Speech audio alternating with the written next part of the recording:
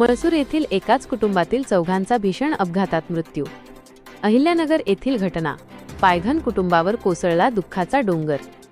पातूर प्रतिनिधी, तालुक्यातील मळसूर येथील रहिवासी असलेल्या एकाच कुटुंबातील 4 जणांचा रस्ते अपघातात दुर्दैवी मृत्यू झाल्याची हृदयद्रावक घटना मंगळवारी फेब्रुवारी 24 रोजी पहाटेच्या सुमारास अहिल्यानगर येथे घडली।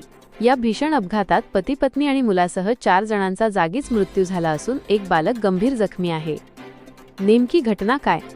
मिळालेल्या माहितीनुसार मळसूर येथील गजानन पायघन हे आपल्या कुटुंबासह उदरनिर्वाहासाठी श्रीगोंदा तालुक्यातील चिंभळे येथे मजुरीनिमित्त वास्तव्यास होते। मंगळवारी पहाटे हे कुटुंब गावाहून चिंभळेकडे परत जात असताना कोळगाव शिवारात दौंडकडून नगरकडे जाणाऱ्या एका भरधाव ट्रकने त्यांच्या कारला समोरून जोरदार धडक दिली। हा अपघात इतका भीषण होता की कारचा चक्काचूर झाला। मृतक व जखमींची माहिती। या अपघातात कार चालक नितीन अनिल कोकाटे वय 22, रा काष्टी, गजानन जनार्दन पायघन वय 47, दुर्गा गजानन पायघन वय 36 आणि वैभव गजानन पायघन वय 19 यांचा जागीच मृत्यू झाला। तसेच या कुटुंबातील 13 वर्षीय मुलगा करण गजानन पायघन हा गंभीर जखमी झाला असून त्याच्यावर शासकीय रुग्णालयात उपचार सुरू आहेत। मळसूर गावावर शोककळा।